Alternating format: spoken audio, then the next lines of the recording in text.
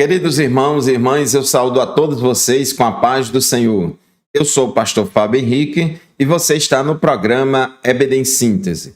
O programa EBD em Síntese é um programa de responsabilidade do Departamento de Ensino Bíblico da Assembleia de Deus em Mossoró, por meio da Superintendência Geral da Escola Bíblica Dominical. O programa EBD em Síntese vai ao ar semanalmente por todo o sistema de comunicação da Assembleia de Deus em Mossoró, Rádio Libertadora, FM 96.3, TV AD e no canal da nossa igreja no YouTube, AD Mossoró Oficial.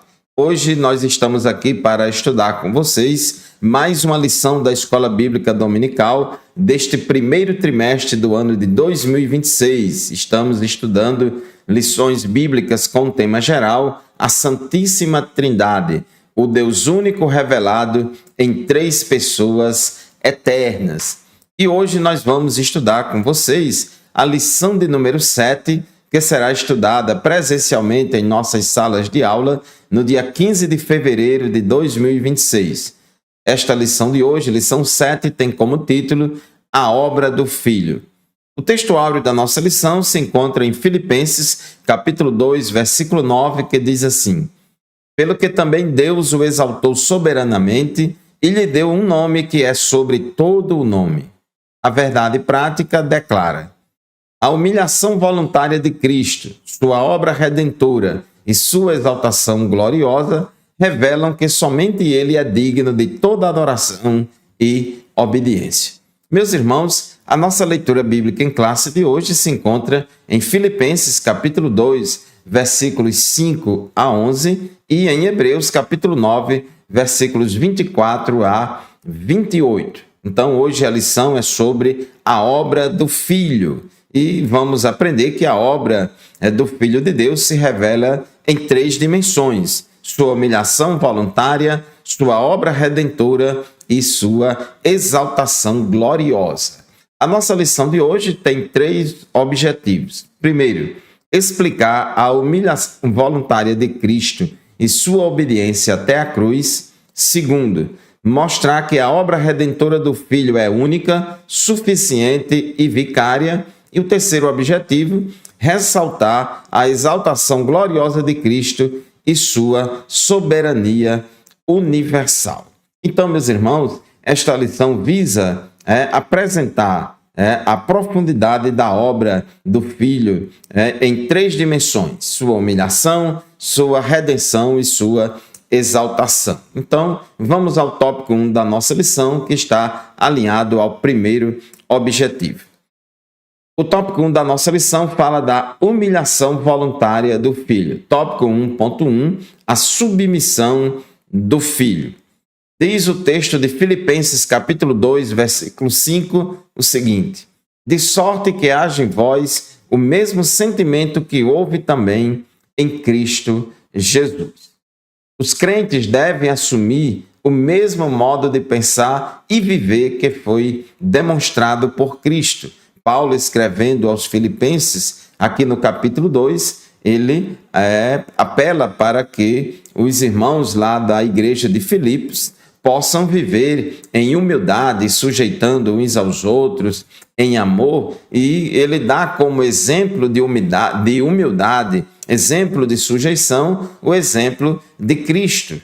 E Jesus é o nosso maior exemplo em todas as áreas. Inclusive, 1 João 2,6 diz que quem diz que permanece nele, ou seja, em Cristo, esse também deve andar assim como ele andou. Então, nós crentes, que somos cristãos, permanecemos em Cristo, devemos andar como Jesus também andou. Então, essa submissão de Cristo refere-se a uma consciência a submissão do crente a Cristo, a submissão do crente a Deus, seguindo o exemplo de Cristo, refere-se a uma consciência moldada pela humildade, pelo amor e pela obediência. João 13:15, Jesus disse assim: Porque eu lhes dei o exemplo, para que, como eu fiz, vocês façam também. Jesus não é somente Filho de Deus, mas também o Filho do homem perfeito, que é o nosso melhor exemplo de crente em todas as áreas, inclusive na humildade, no amor e na obediência. Então, como cristãos, somos chamados não apenas a crer em Cristo, mas também a pensar e agir como Ele. Jesus falou em Mateus 11:29, aprendei de mim, que sou manso e humilde de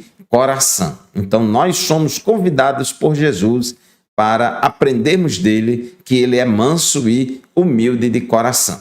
1 Pedro 2:21, o apóstolo Pedro diz, porque para isto mesmo vocês foram chamados, pois também Cristo sofreu no lugar de vocês, deixando exemplo para que vocês sigam os seus passos. Então, meus irmãos, Jesus é o nosso melhor exemplo. Devemos seguir os passos do nosso mestre. Tópico 1.2, o esvaziamento de sua glória. O texto bíblico de Filipenses, capítulo 2, versículo 6, tem uma palavra muito interessante que diz o seguinte, eu vou ler aqui na versão NVI, que afirma que, embora sendo Deus, não considerou que o ser igual a Deus era algo a que devia apegar-se. Então, Jesus, como já estudamos aqui, ele é Deus eternamente, ele é divino, ele é filho de Deus, ele tem a natureza divina e sempre existiu, ele é autoexistente, ele é eterno. Então, embora ele sendo Deus, não considerou que o ser igual a Deus era algo a que devia apegar-se, mas esvaziou-se a si mesmo, vindo a ser servo, tornando-se semelhante aos homens. Então, Jesus, quando veio à Terra, quando ele se encarnou e veio à Terra, ele não deixou de ser Deus. Deus não pode deixar de ser Deus. Por quê? Porque Deus é Deus por natureza. Deus não tem o poder de deixar de ser Deus. Absolutamente.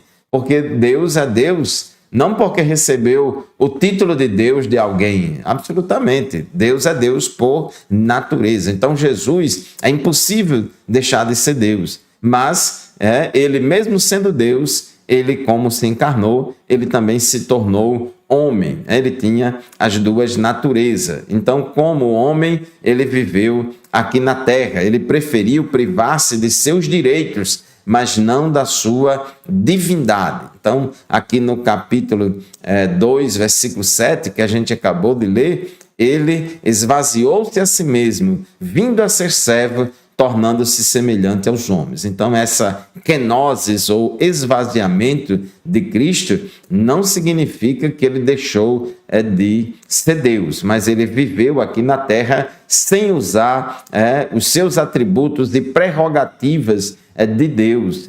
Ele preferiu viver como um homem obediente, como servo de Deus. E Jesus, ele só atuou e usou seus atributos de Deus quando perdoou pecados e recebeu adoração. Então, esvaziou-se voluntariamente, assumindo a natureza humana na forma de servo. Então, isso não significa a perda da sua divindade. O próprio apóstolo Paulo, em Colossenses 2:9, disse, porque nele habita corporalmente toda a plenitude da divindade. Então, ele não perdeu a sua divindade, mas esse esvaziou-se aí, se refere à renúncia da glória que ele possuía na eternidade com o Pai. Inclusive, ele orando ao Pai, lá na oração sacerdotal, em João, no capítulo 17, versículo 5, e ele orou ao Pai,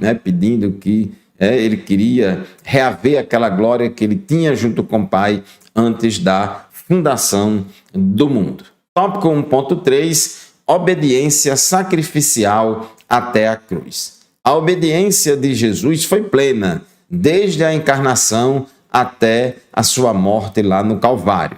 Diz o texto de Filipenses 2:8, que na forma de homem humilhou-se a si mesmo, sendo obediente até a morte e morte de cruz. Jesus, ele desceu à condição mais humilde e morreu como servo. Em obediência ao Pai e em favor dos pecadores, Jesus submeteu-se à humilhação da cruz. O primeiro Adão trouxe condenação pelo pecado e Cristo, o segundo Adão, trouxe justiça por meio de sua perfeita obediência.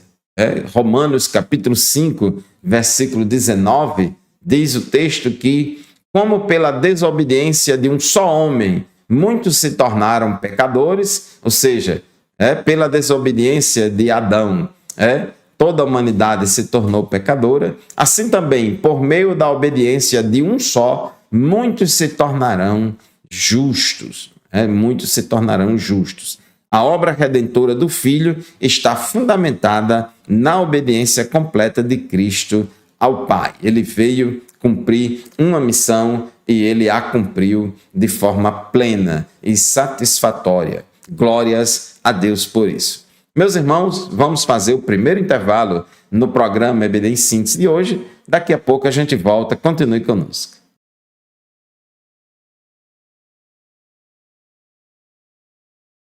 Amém, meus irmãos, estamos de volta com o segundo bloco do programa EBD em Síntese de hoje.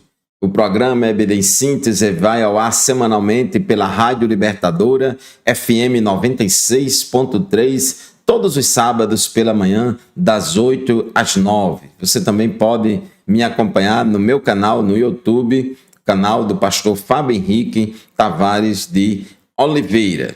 Meus irmãos, hoje estamos estudando a lição 7 da Escola Bíblica Dominical deste trimestre, que tem como título A Obra do Filho. No bloco anterior, falamos a respeito da humilhação voluntária do Filho, com base aqui no texto de Filipenses, capítulo 2, versículos 5 a 11, onde nós vemos aqui a kenosis. Jesus, ele mesmo sendo Deus, não considerou que o ser igual a Deus era algo a que devia se apegar, mas esvaziou-se a si mesmo, tomando a forma de servo, e humilhou-se até a morte, e morte de cruz. O fato de Jesus não ter considerado, como diz em outra tradução, usurpação ser igual a Deus, significa que Jesus voluntariamente abriu mão de seus privilégios e de sua glória celestial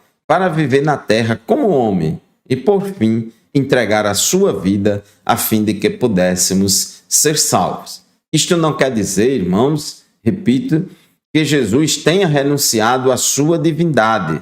Deus não pode deixar de ser Deus. É impossível Deus deixar de ser Deus. Deus não tem o poder de deixar de ser Deus. Embora ele seja todo-poderoso, ele não tem o poder de deixar de ser Deus.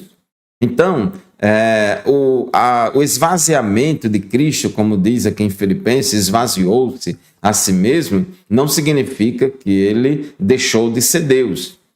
Ele não renunciou à sua divindade, mas que voluntariamente deixou de lado suas prerrogativas divinas, incluindo sua glória celestial, posição, riqueza, direitos e o uso dos atributos divinos. Vamos ao tópico 2 da nossa lição, a obra redentora do Filho. Tópico 2.1, a ineficácia do sacerdócio levítico. Lá no Antigo Testamento, o sumo sacerdote entrava no Santo dos Santos uma vez por ano, no dia da expiação, no Yom Kippur, levando sangue alheios, ou seja, o sangue de animais, para fazer a propiciação pelos seus próprios pecados e também pelos pecados do povo. E ele fazia isso. Essa era uma festa anual, esse sacrifício do dia da expiação, do dia de Yom Kippur, era um sacrifício repetido anualmente, porque ele não era suficiente para remover o pecado do povo. Ao contrário de Jesus, que é o Cordeiro de Deus que tira o pecado do mundo, aqueles animais que eram sacrificados ali no dia da expiação, o sangue daqueles animais, a vida daqueles animais, não era suficiente para remover o pecado. O sumo sacerdote terreno, ele era uma figura ou tipo de Cristo, que é o real e eterno sumo sacerdote. Então, meus irmãos, por ser imperfeito, o sacerdócio levítico foi substituído por um sacerdócio superior, que foi o sacerdócio de Cristo. Então, a lei tem apenas a sombra das coisas futuras e não a imagem exata das coisas. Então, aqueles animais que eram sacrificados lá na época do Antigo Testamento, aqueles sacrifícios cruentos, onde era derramado sangue, aquele animal ali dava a vida, ele morria no lugar do pecador. Qual é a lógica disso tudo, irmãos? A Bíblia diz que o pecado leva à morte. Deus disse a Adão e Eva: no dia em que você comer dessa árvore, do fruto dessa árvore, certamente morrerás. Então, o salário do pecado é a morte. A alma que pecar, esta morrerá. Então, a morte é a consequência natural do pecado. No caso, lá no Antigo Testamento, quando aquele animal era sacrificado, ele morria no lugar do pecador. Ele morria no lugar do pecador. Então, era uma forma também de Deus ensinar para o povo a gravidade do pecado. Que o pecado leva à morte e aquele animal ali morria no lugar do pecador. Mas aquele animal ali que morria já apontava para o Cordeiro de Deus que tira o pecado do mundo. Tópico 2.2, o sacrifício único e suficiente. Lá no Antigo Testamento, na Antiga Aliança, ofereciam-se sacrifícios continuamente pelo pecado por causa da ineficácia dessas ofertas. Hebreus capítulo 7, versículos 23 a 28 diz assim: Ora, os outros são feitos sacerdotes em maior número, porque a morte os impede de continuar. Jesus, no entanto, porque continua para sempre, tem o seu sacerdócio imutável. Por isso, também pode salvar totalmente os que por ele se aproximam de Deus, vivendo sempre para interceder por eles. Porque nos convinha um sumo sacerdote como este, ou seja, como Jesus, santo, inculpável, sem mácula, separado dos pecadores e exaltado acima dos céus, que não tem necessidade, como os outros sumos sacerdotes, de oferecer sacrifícios todos os dias, primeiro por seus próprios pecados, depois pelos do povo, porque Jesus fez isto uma vez por todas, quando a si mesmo se ofereceu. Porque a lei constitui homem sujeito a fraquezas como sumos sacerdotes, mas a palavra do juramento, que foi posterior à lei, constituiu o Filho perfeito para sempre. Então, meus irmãos, Jesus, além de ser o sumo sacerdote, ele ainda é o Cordeiro de Deus que tira o pecado do mundo. O sumo sacerdote entrava lá no Santo dos Santos, com o sangue daquele animal, para expiar primeiro o pecado dele mesmo e depois os pecados do povo. Mas Jesus, ele entrou não no Santo dos Santos terreno, mas no santuário celestial, não com sangue de animais, mas com o seu próprio sangue, para fazer a expiação dos pecados de toda a humanidade. Jesus morreu por toda a humanidade. Por isso, meus irmãos, a salvação não é por causa dos méritos ou rituais, mas ela é plena e gratuita, alcançada pela fé na obra consumada de Jesus. Tópico 2.3, a substituição vicária. Essa palavra vicária é uma palavra que vem do latim vicarius, que significa em lugar de outro. Em lugar de outro. Aquele que faz, às vezes, do outro. Está no lugar de outro. Então, irmãos, a substituição vicária é inseparável da justiça divina. A substituição vicária é inseparável da justiça divina. Por quê? Porque o próprio Deus determinou: a alma que pecar, esta morrerá. Então, toda a humanidade pecou. Toda a humanidade pecou. A Bíblia diz que por um só homem entrou o pecado no mundo e pelo pecado a morte. Porque todos pecaram. Todos pecaram e carecem da glória de Deus. O salário do pecado é a morte. mas o dom gratuito de Deus é a vida eterna por Cristo Jesus, nosso Senhor. Então, o pecado não pode ser ignorado e precisa ser punido. Então, Deus, irmãos, não poupou o seu próprio Filho, mas o entregou para morrer em nosso lugar, assumindo sobre si a penalidade que nos era destinada. Então, aqui fica configurado a teoria da substituição penal. Então, nós, seres humanos, humanidade, era que merecia ser vítima da morte, merecia morrer eternamente. Mas Jesus, irmãos, ele morreu em nosso lugar. A morte de Jesus é vicária, substituta. Isso já estava profetizado também no Antigo Testamento. Lá em Isaías 53, versículo 4, diz o texto que certamente ele tomou sobre si as nossas enfermidades e as nossas dores levou sobre si, e nós o considerávamos como aflito, ferido de Deus e oprimido. Mas ele foi traspassado por causa das nossas transgressões e esmagado por causa das nossas iniquidades. O castigo que nos traz a paz estava sobre ele, e pelas suas feridas fomos sarados.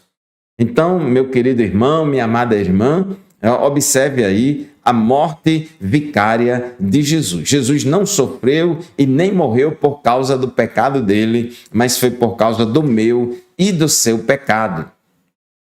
No Antigo Testamento, existia lá a figura do Cordeiro Pascal, o cordeiro que era sacrificado na Páscoa, e a morte daquele cordeiro, pegava-se o sangue dele, passou-se nos umbrais ali das casas dos israelitas, ali dos hebreus, lá no Egito, e ali foi poupado da morte o primogênito daquela família. E Paulo, escrevendo aos Coríntios, 1 aos Coríntios, capítulo 5, versículo 7, Paulo disse: porque Cristo, que é a nossa Páscoa, foi sacrificado por nós. Então, meus irmãos, Jesus é o Cordeiro Pascal. Aquele Cordeiro Pascal lá do Antigo Testamento apontava para Jesus. Ele tipificava Jesus. E diz a Bíblia no Novo Testamento, em Romanos 5:8, por exemplo, que Deus prova o seu amor para conosco em que Cristo morreu por nós, sendo nós ainda pecadores. Morte vicária, ou seja, ele morreu no nosso lugar. Ele morreu por nós, sendo nós ainda pecadores. 1 aos Coríntios 15:3, Paulo disse que Cristo morreu pelos nossos pecados. Ele não morreu pelos pecados dele, mas ele morreu pelos nossos pecados. Meus irmãos, vamos fazer mais um intervalo no programa EBD em Síntese de hoje. Já já a gente volta. Continue conosco, não saia daí.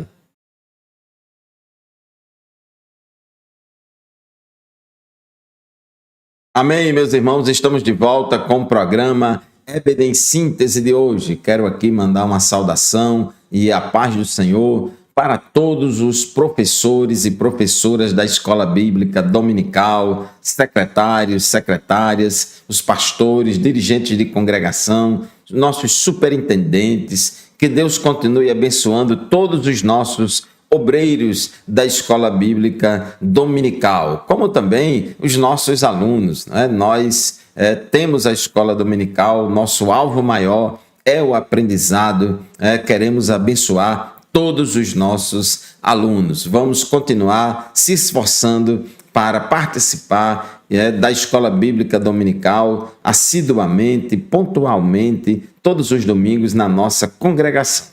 Meus irmãos, hoje estamos estudando a lição de número 7, que tem como título A Obra do Filho. Já estudamos no primeiro bloco do programa de hoje a respeito da humilhação voluntária do Filho, e aprendemos que Jesus, embora sendo Deus, não considerou que o ser igual a Deus era algo a que devia se apegar, mas ele esvaziou-se a si mesmo e humilhou-se a si mesmo e foi obediente até a morte de cruz, veio, encarnou-se, se tornou também homem e morreu em nosso lugar. Então, a humilhação do Filho revela sua submissão ao Pai, submissão à missão que lhe foi confiada, esvaziamento e obediência até a cruz. No bloco anterior, estudamos o tópico 2 da nossa lição a respeito da obra redentora do Filho. Aqueles sacrifícios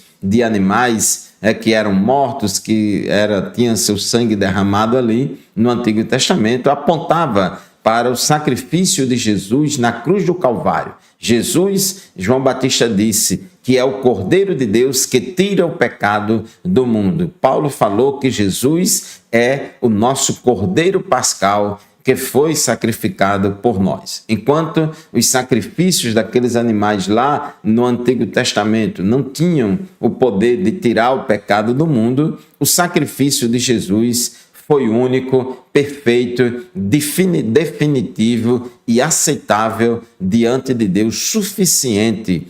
Então, o sangue de Jesus nos purifica de todo pecado. Jesus, ele tanto é o sumo sacerdote, como também é o próprio sacrifício. Jesus entrou no santuário celestial, como nosso sumo sacerdote, levando o seu próprio sangue para a expiação do pecado de toda a humanidade, enquanto que os sacerdotes terrenos, no dia da expiação, entravam no santuário terreno, com sangue de animais. Então, a morte de Jesus foi vicária, foi substituta, ele morreu não pelos pecados dele, mas pelos pecados da humanidade. Ele morreu no meu e no seu lugar. Então, a obra redentora de Cristo é única, suficiente e vicária, garantindo nossa salvação. Agora vamos para o tópico 3 da nossa lição, a exaltação gloriosa do Filho.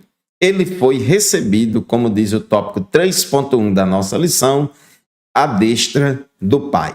Após a sua humilhação voluntária, o Filho foi entronizado nos céus com glória eterna. Aqui em Filipenses, capítulo 2, no versículo 9, a Bíblia diz: por isso também Deus o exaltou sobremaneira, e lhe deu o nome que está acima de todo o nome. Então, Deus o exaltou soberanamente. A exaltação de Cristo está ligada à sua obediência perfeita, visto que ele se humilhou, tornando-se obediente até a morte, e morte de cruz, diz o versículo 9. Por isso, como ele cumpriu o seu papel de morrer por nós e ser obediente até a morte, morte de cruz, e ser perfeito, inculpável, sem pecado, sem mácula, por isso, diz o texto de Filipenses 2:9, por isso Deus o exaltou soberanamente. Então, meus irmãos, Cristo não apenas venceu a morte, mas foi exaltado à posição suprema do universo.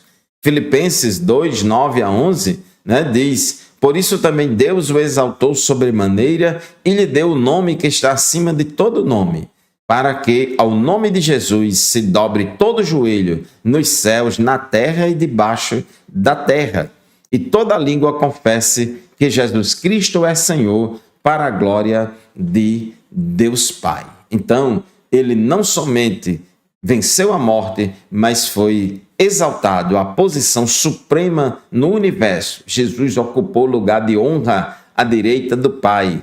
Isso é símbolo de autoridade, glória e soberania. Hebreus 1:3 diz assim: o Filho, que é o resplendor da glória de Deus e a expressão exata do seu ser, sustentando todas as coisas pela sua palavra poderosa, depois de ter feito a purificação dos pecados, assentou-se à direita da majestade nas alturas. Observe, irmãos, que Jesus, após ter cumprido, após ter feito a purificação dos pecados, assentou-se à direita da majestade, ou seja, à direita de Deus Pai nas alturas, né, à direita de Deus lá no céu. Estar assentado ali expressa o reconhecimento divino da obra completa do Filho.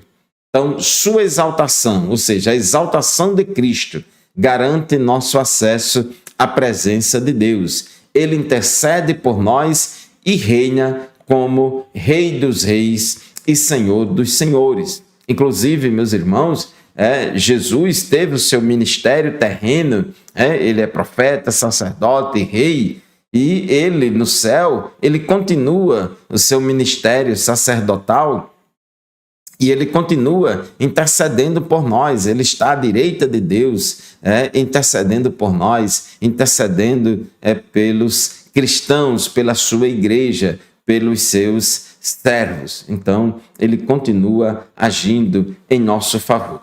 Tópico 3.2, um nome acima de todo o nome. Então, aqui no versículo 9, Filipenses 2:9 diz: por isso Deus o exaltou sobremaneira e lhe deu o nome que está acima de todo o nome.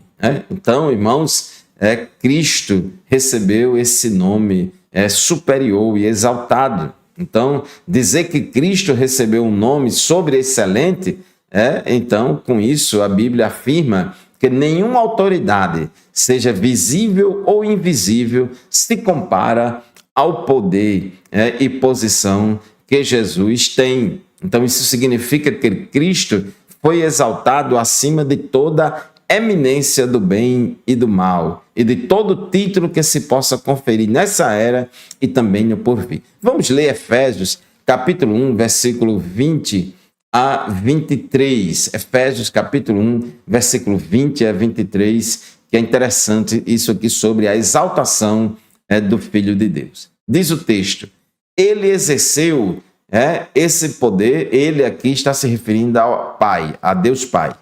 Ele exerceu esse poder em Cristo, ressuscitando dentre os mortos e fazendo-o sentar à sua direita nas regiões celestiais, acima de todo principado. Então, observe, Cristo está sentado à direita do Pai nas regiões celestiais, acima de todo principado, potestade, poder, domínio e de todo nome que se possa mencionar, não só no presente século, mas também no vindouro.